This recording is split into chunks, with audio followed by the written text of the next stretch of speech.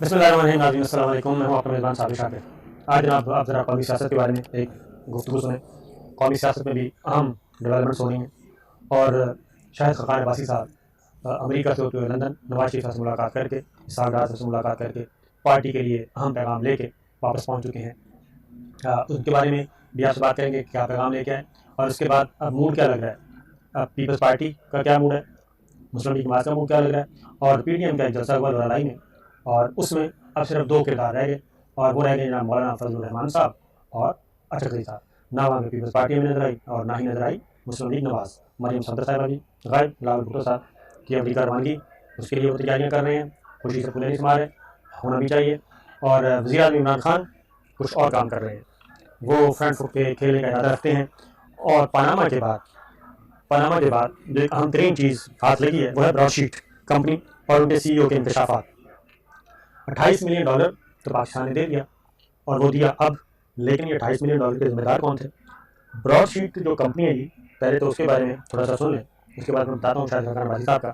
वज़ीर आज़म इमरान खान ने ब्रॉडशीट के बारे में इजहार ख्याल किया और उन्होंने ये कहा कि इस पर मज़ीद तहकीकात होंगी और फुल फ्लैज तहकीकात होंगी और इस बात का तयन किया जाएगा कि जनाब ये सब कुछ इसके ज़िम्मेदार कौन है और जो $28 मिलियन ब्रॉडशीट के साथ जो कुछ हुआ, डीलिंग, किसकी गवर्नमेंट, कौन अटॉर्नी जनरल था, कौन लॉ मिनिस्टर था, और 200 लोगों की फहरिस्त दी गई थी। क्योंकि ये मैं बता दूँ कि परवेज़ मुशर्रफ साहब का जब माशल्लाह लगता है 99 में, उस वक्त 200 अफराद की फहरिस्त थी जो करप्ट तरीन लोग थे नैब में, और तय ये हुआ था कि इनको नहीं छोड़ा जाएगा।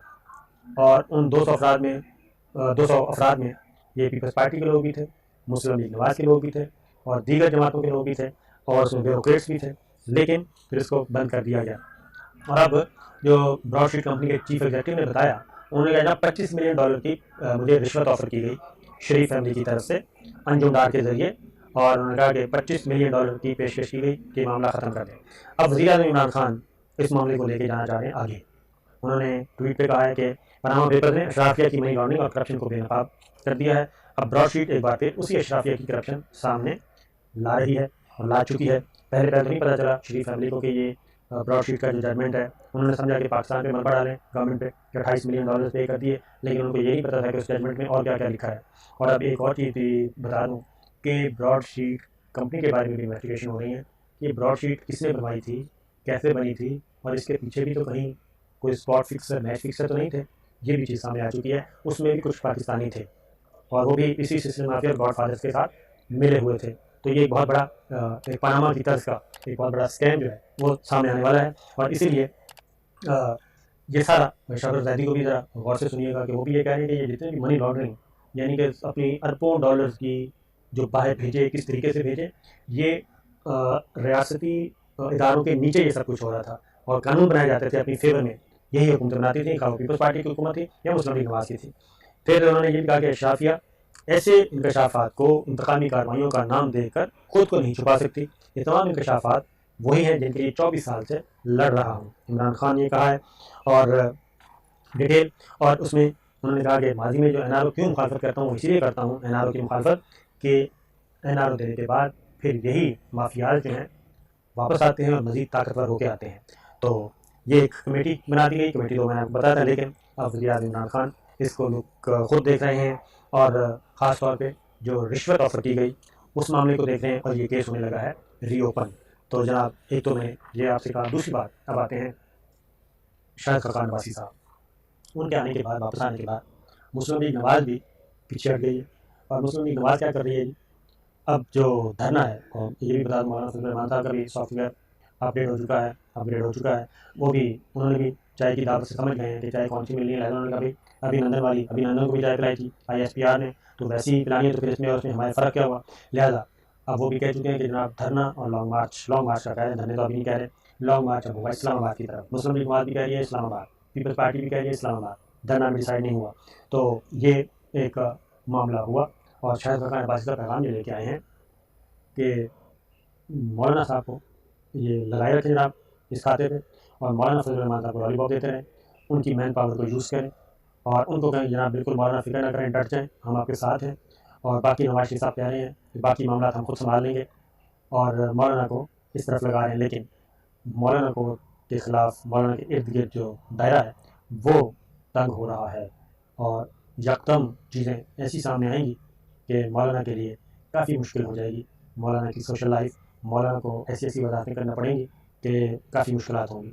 तो मेरा ख्याल है कि मौलाना ये बात अच्छी तरह समझ चुके हैं। एक और बात आपको मालूम है कि वज़ीर आज़म इमरान खान ज़रा थोड़े से आजकल एग्रेसिव हुए हुए हैं, और न सिर्फ एग्रेसिव हुए हैं बल्कि उनका इरादे मूड खतरनाक है। और उन्होंने चढ़ाई की है काबीना में अपने अहम तरीन मुशीरों पे और वज़ीरों पे भी, और ख़ास तौर पे इशरत हुसैन साहब। इशरत हुसैन साहब मुशीर एडवाइज़र वफाकी वज़ीर के बराबर दर्जा मुराद ले रहे हैं। उनको लाया गया था जनाब कि वो इदारा जाती इस्लाहात करेंगे, इदारों में इस्लाहात लाएंगे और डाउन साइजिंग करेंगे, अखराजात कम करने के तरीके बताएंगे, क्योंकि वो यही चूरन बेचते हैं। लेकिन 2.5 साल गुजर गए, अभी तक वो कुछ भी नहीं कर सके, कोई रिपोर्ट सबमिट नहीं कर सके, कोई ऐसा माकूल सॉलिड किस्म के तजावीज़ नहीं दे सके। और उसकी रीज़न ये है कि हम तो पहले दिन से ही कह रहे हैं कि इशरत हुसैन साहब हर दौर में यही काम करते हैं। उनकी किताब है जिसमें शहबाज शरीफ साहब को बेहतरीन पॉलिटिशियन, बेहतरीन एडमिनिस्ट्रेटर, बेहतरीन मुंतज़िम, बेहतरीन वज़ीर आला करार दे चुके हैं, बेहतरीन सियासतदान करार दे चुके हैं। अब वज़ीर आज़म इमरान खान साहब ने पता नहीं वो किताब पढ़ी है या नहीं पढ़ी, वो ज़रूर पढ़नी चाहिए। तो 2.5 साल से उन्होंने कुछ भी नहीं किया। काबीना के इजलास में वो फिर एक कलंदा लेके पहुँच गए, लंबी चौड़ी ब्रीफिंग देना चाह रहे थे प्रेजेंटेशन के नाम से, क्योंकि ये काम तो उनको पता है। वो जब देने लगे तो वज़ीर आज़म इमरान खान ने कहा जनाब ये आप इतनी लंबी चौड़ी ब्रीफिंग ना दें, टू दी पॉइंट बताएं कि आपने किया क्या है और कब मामला ठीक होंगे। उन्होंने वज़ीर आज़म ने कुछ और वजारतों को भी लताड़ा, ख़ासतौर पर कानून की वजारत, 2-3 और वजारतें, उनको भी कहा कि आपने अभी तक क्या रिफॉर्म्स किए हैं, तो रिफॉर्म्स कब सबमिट करवानी है। फिर उन्होंने एक और बात भी की, एक इशारा दिया कि अब कोई रूल रियायत नहीं होगी, और मेरा अपना ख्याल है कि सेनेट के इलेक्शन के बाद काबीना में रिशफल करेंगे। और फिर उन्होंने शुगर और पावर सेक्टर, इन दो का इंदिया दिया कि इन दोनों के में जो छुपे हुए हैं आस्तीन के साम और करप्ट माफिया, उनको भी उन्होंने निपटना है। अब वो देख लें, शुगर माफिया को देख लें या फिर पावर सेक्टर को देख लें, तो उसमें मज़ीद ऐसे लोग भी आते हैं जो कि काबीना में मौजूद है। तो उनका इशारा उनकी तरफ था। और मेरा अपना अंदाज़ा है कि प्राइम मिनिस्टर ये चाहते हैं कि जनाब वो खुद ही लोग छोड़ के चले जाएँ तो बेहतर है, वरना फिर मजबूरन कोई थोड़ा सा बड़ा काम करना पड़ेगा। तो उसके लिए खान साहब तैयार नज़र आते हैं। एक और खबर आपसे शेयर करते हैं, वो काफ़ी उसामा सती एक नौजवान था जी, वो मर्डर हुआ और पुलिस ने उसको मर्डर किया मुबैना तौर पे, और शो ये किया कि ये तो गलती से हुआ, कोई डकैती की चली थी, कॉल चली थी, और डकैती कॉल के चक्कर में ये गाड़ी इसकी मिलती जुलती थी, उस गाड़ी का पीछा कर रहे थे, ये गाड़ी वो समझी गई, लिहाजा ये फायरिंग हुई और ये गलती से हुआ। लेकिन अब जो रिपोर्ट सामने आई है, और एक तो वज़ीर आज़म इमरान खान से मुलाकात हुई उसामा सती के वालिद की, जुडिशल इंक्वायरी रिपोर्ट सामने आ गई है, और इसी तनाज़ुर में उन्होंने मुलाकात की प्राइम मिनिस्टर हाउस के लॉन में, उनसे के साथ हमदर्दी भी किया और उनको यकीन भी दिलाया कि जनाब किसी किस्म का कोई कंप्रोमाइज़ नहीं होगा। और इसमें वो लोग जो पकड़े गए हैं और वो पुलिस ऑफिसर जिन्होंने इस पर पर्दा डाला, आईजी इस्लामाबाद तब्दील हो चुके हैं, ये ज़हन में रखिए, जिन्होंने पर्दा डाला उनके खिलाफ भी कार्रवाई होगी। क्योंकि इब्तदाई तौर पर जब पता चल गया तो 4 घंटे तो पुलिस ने इस मुबैना हलाकत को छुपाया, इस वाक़े को छुपाया।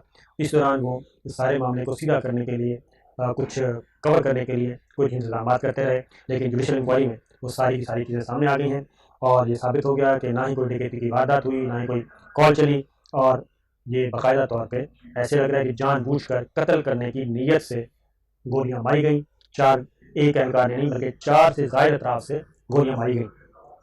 फिर सबूत छुपाए गए, और सबूत मिटाए भी गए, सबूत छुपाए भी गए। ये किया गया। फिर सारा कुछ रिकॉर्ड चेंज करने की कोशिश की गई, यानी कि रेस्क्यू की गाड़ी और कॉल चली, ये सारा कुछ, ये सारा। फिर 18 खबरों को 72 घंटों के बाद फॉरेंसिक के लिए भेजा गया, क्योंकि फॉरेंसिक में वो सारी चीज़ें सामने आ जाती थी, क्राइम बुलेट्स सारी पकड़ी जाती थी जिसकी बुनियाद पर सजाएँ होती हैं। तो 22 गोलियों की बौछार की गई, और उसामा सती की लाश को पुलिस ने रोड पर रखा, और पुलिस कंट्रोल ने 1122 को गलत एड्रेस बताया, और उसामा के कत्ल को 4 घंटे फैमिली से छुपाया। तो ये सारी चीज़ें सामने आ चुकी हैं, और इस पर वज़ीर आज़म इमरान खान ने फर्दर इंक्वायरी का ऑर्डर कर दिया है।